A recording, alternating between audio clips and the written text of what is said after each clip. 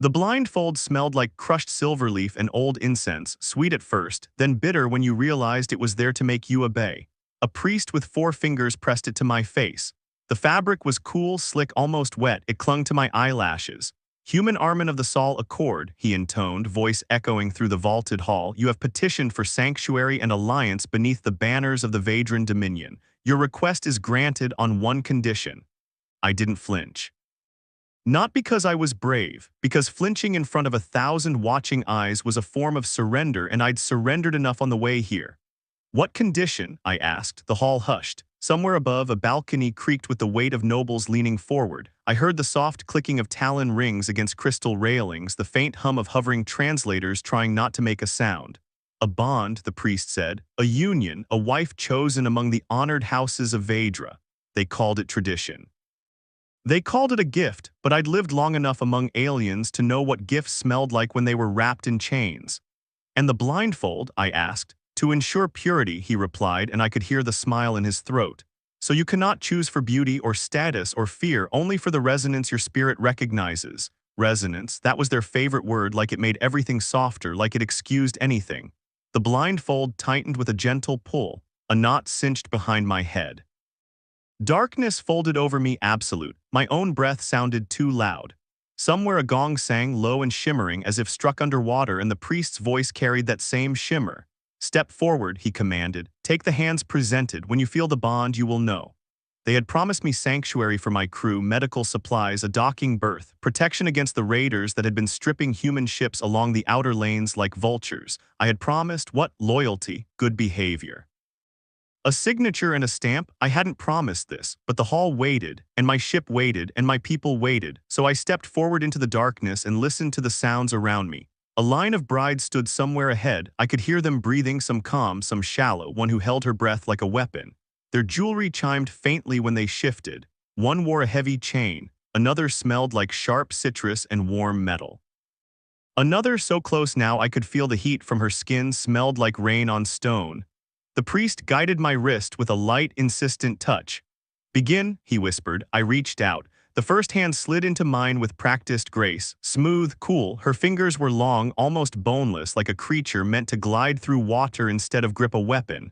When I squeezed gently, she squeezed back, too perfect, too rehearsed. My translator hummed against my collarbone, catching her whisper as it vibrated through my palm. Choose me, she breathed in flawless human standard. My house will elevate you. You will never fear again. Her skin held no calluses, no scars. I let her hand go. The second bride's hand was warmer. She had rings, many of them, each one set with a tiny vibrating gem. They buzzed against my knuckles like trapped insects. When my fingers brushed her wrist, she flinched, not from fear, from annoyance. Her scent was sweet, almost sickly, like overripe fruit. You're rough, she snapped in her own language, and the translator softened it into direct. I work with my hands, I said. Then you will learn to work with mine, she replied, her grip tightened, possessive, testing strength. I peeled her fingers away and moved on. The third hand was small, light, it trembled. When I touched her, I felt the fluttering pulse of panic. I imagined a young noble pressed into a ritual she didn't understand. Or worse, someone bought for this moment. I held her hand a heartbeat longer than the others, gentle, steadying. You don't have to, I murmured, more to her than to the room. Her breath caught. It is not a choice, she whispered. I swallowed hard and let her go, careful not to yank, careful not to make her feel like an object being passed down a line. The fourth bride offered her hand as if presenting a knife. The skin was thick, the fingers strong. Her palm had scars, old burns, healed cuts. A warrior then, or someone who trained like one. When our hands met, something in her grip clicked into place like a lock, not romance, not sparks, recognition. I didn't know her, I couldn't see her. But my body cataloged her the way it cataloged danger and safety, steady pulse, controlled breath, no perfume hiding fierce sweat, no trembling, and there was something else, faint, like the taste of metal on the tongue before lightning. Her skin carried a subtle vibration, a hum that ran through my bones. I froze. The hall seemed to freeze with me as if everyone felt the same shift. The priest's voice became careful. Do you feel it? The word stuck. The hum in my fingers made the air feel charged. The bride's thumb brushed the inside of my wrist, slow, deliberate. A silent question. Do you accept? I thought of the trembling girl's whisper. It is not a choice. I thought of my crew sleeping on deck plates because we'd run out of bunks. Of the medic trying to ration painkillers like they were gold. of the raider flotilla hunting us through jump points. And then I thought strangely of my mother's hands calloused from work, steady even when she was scared. Hands that didn't promise me a life without fear. Hands that promised we'll get through it anyway. I squeezed the bride's hand. Yes, I said, voice loud in the enormous chamber. I choose her. For 3 seconds nothing happened, then the room went silent, not polite silence. Not ritual silence, a silence like a blade drawn from a sheath. The priest's breath hitched. Somewhere a goblet fell and shattered on stone. On the balcony above, a noble made a sound halfway between laughter and choking. I kept holding the bride's hand. I couldn't see, but I felt her pulse still steady even now. If anything, it slowed as if she'd stepped into deeper water. A voice, female, layered with authority, spoke from the far end of the hall. Remove his blindfold. The priest didn't move. The voice sharpened. Now. Hands touched the knot behind my head. The blindfold loosened, slid away, and the light hit my eyes like a fist. I blinked hard, vision swimming. A line of brides stood before me as promised, draped in ceremonial fabrics, crowned with house sigils, some pale, some scaled, some feathered. Their faces were masks of practiced expression. All of them stared at the hand I held, and the hand I held belonged to the last figure in the line. She didn't wear the ornate veil of a house bride. She wore a cloak of midnight fabric that drank light. Her hair, if it was hair, fell in a silver-black sheet over one shoulder. Her skin was a deep, luminous slate traced with faint bioluminescent patterns that pulsed in time with her heartbeat. And on her brow sat a crown so simple it was terrifying, an unbroken ring of matte metal, unadorned like the horizon line of a dead planet. Every noble in the hall bowed.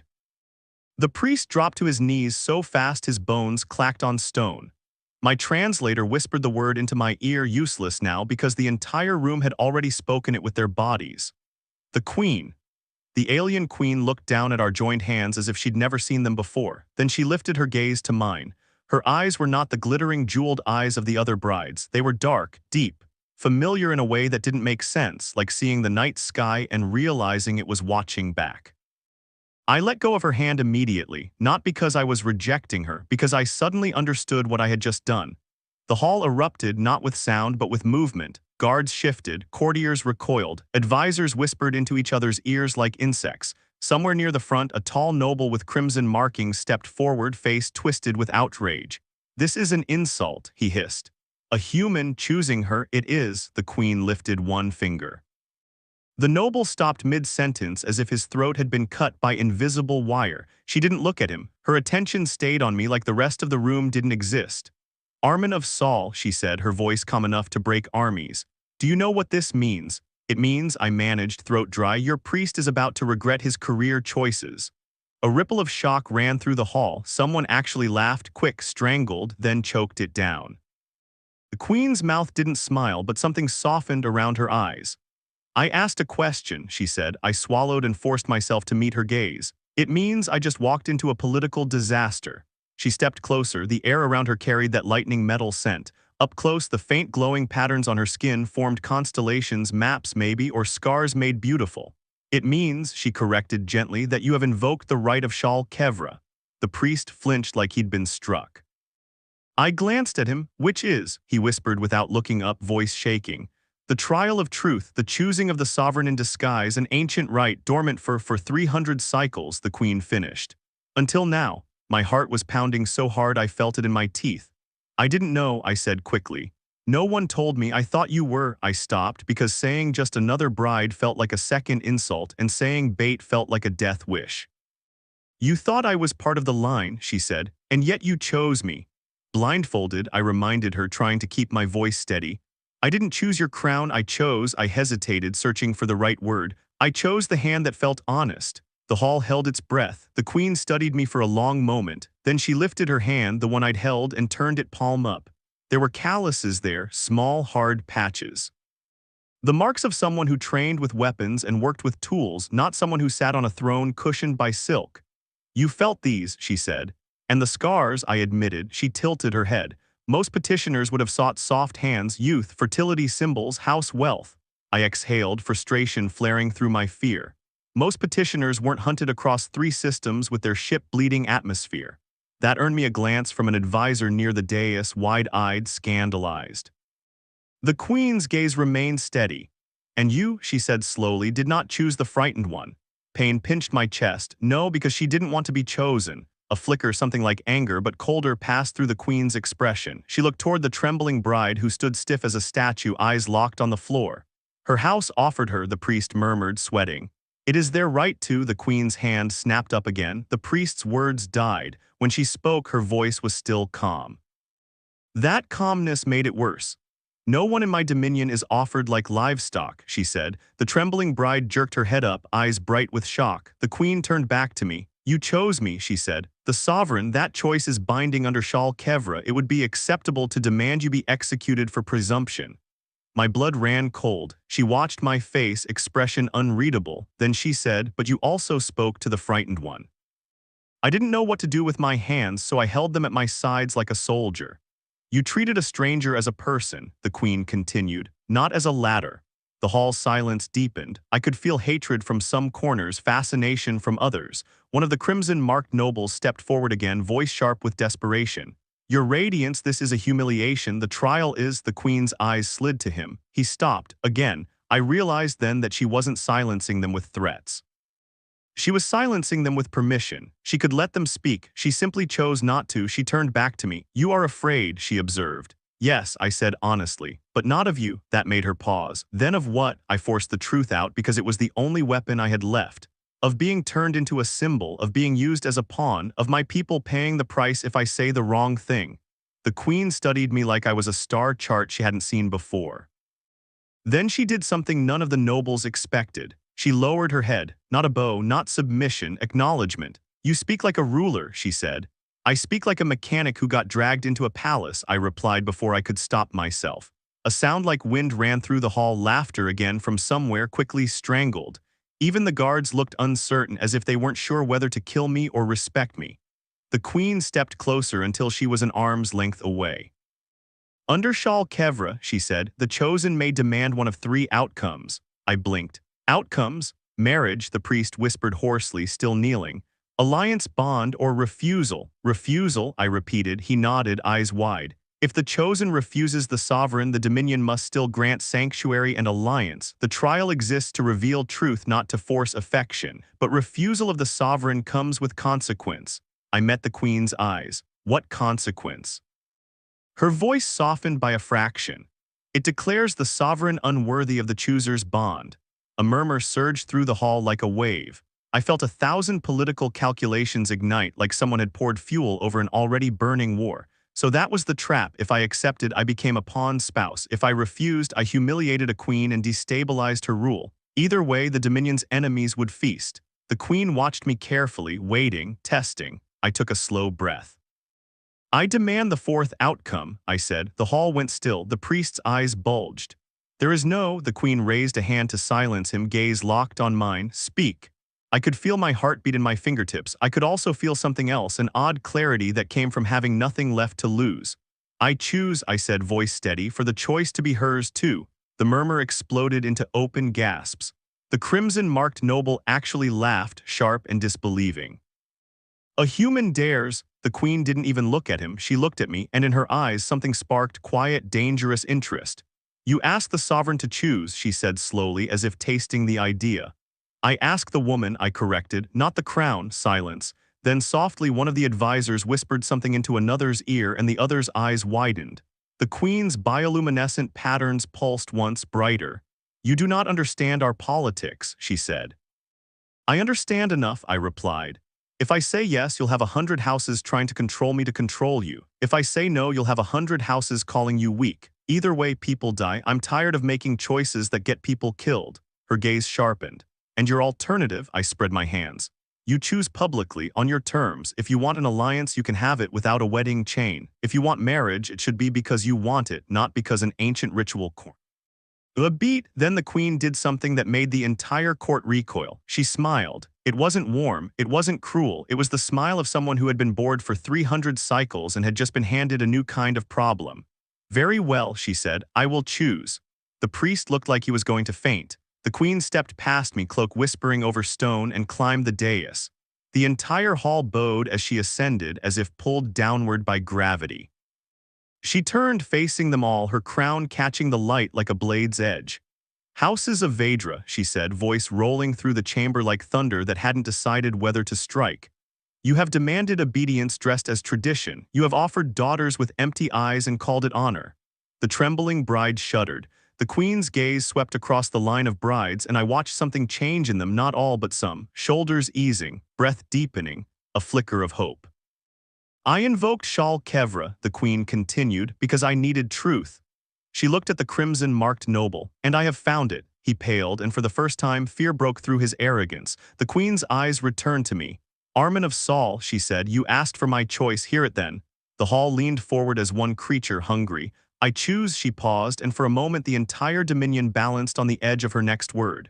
An alliance first, gasps, outrage, relief, confusion.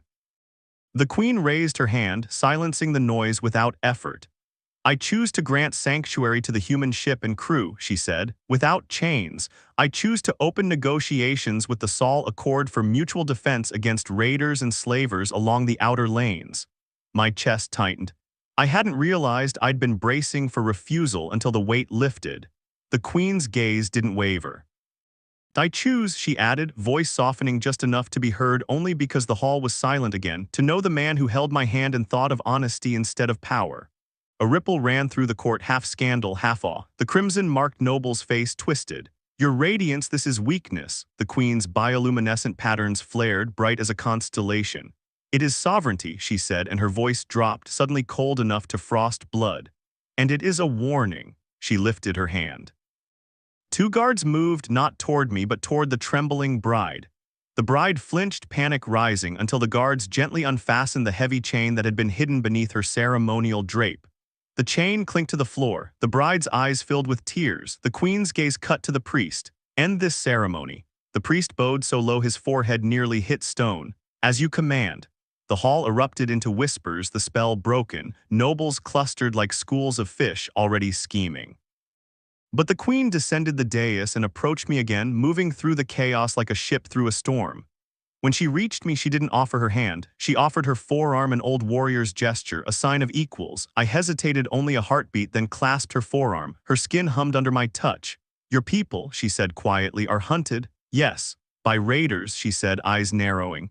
Slavers, too, I admitted. They're getting bold. They hit a medical convoy last month. The queen's jaw tightened, a tiny movement, but I felt the anger behind it like heat. Bring me your captain, she said, and your logs. I want names, routes, frequencies. I blinked. You believe me? She looked at me like the question itself was strange. You held my hand, she said, and you did not lie with it. A shiver went through me, not fear, something else. A sense of stepping onto a bridge and realizing it would hold. Behind her, the crimson-marked noble gathered himself, eyes glittering with spite. Human, he sneered, loud enough for the nearest courtiers to hear. Do you think this makes you important? I turned, tiredness sharpening into something dangerous. No, I said, I think it makes me responsible. The noble laughed. For what? For what happens next, I replied, and my voice carried farther than I intended, maybe because the hall was still listening, still hungry. I didn't come here to steal a crown. I came here to keep my people alive. If the Dominion helps, I'll remember. If the Dominion uses us, I'll remember that too. A few nobles hissed, others looked intrigued. A couple looked thoughtful in a way that made my skin crawl. The queen watched me unreadable. Then she leaned closer, just enough that her voice brushed my ear like a secret. Good, she murmured. Let them be afraid of your memory. Before I could respond, she stepped away and addressed the hall, voice rising into command. Council, she called. Summon the fleet marshal. Prepare a task force. We hunt raiders. Shock rippled outward. The Dominion didn't move on rumors. It moved on strategy and blood and votes. For the queen to pivot this fast publicly was an earthquake. The crimson-marked noble looked like he'd swallowed poison. I stood there, heart pounding, watching the machinery of power grind into a new shape, one that impossibly had a space for me in it that didn't require me to be owned. An attendant approached, head bowed. Human Armin, they said, voice trembling with enforced courtesy, your quarters have been prepared. Quarters, I echoed. The attendant swallowed. Adjacent to the sovereign's wing. I looked at the queen. She didn't deny it. She didn't confirm it. She just watched me as if waiting to see whether I would run. I exhaled slowly. I asked for a choice, I said quietly. You gave it, thank you. The queen's eyes softened just slightly. Do not thank me yet, she said. My court will try to devour you. I've been devoured before, I replied. Turns out humans are hard to digest. That earned me a real smile, quick, sharp, genuine. Then we will see, she said, and turned toward the swirling chaos of her nobles like a storm choosing where to strike. As she walked away, I realized something that made my stomach flip. I hadn't chosen a random alien bride. I had chosen a ruler who was tired of lies. And somehow, by the stupid, stubborn human habit of reaching for honesty in the dark, I had lit a fuse under an empire. Behind me, my crew waited in a battered ship, believing I had bargained for safety. Ahead of me, the alien queen raised her hand and the Dominion moved. And in the space between those two truths, I finally understood the real trial. The blindfold had never been about choosing a wife. It had been about choosing what kind of man I would be when power reached out and offered me a hand. I had taken it. Now the galaxy would see what I did with it.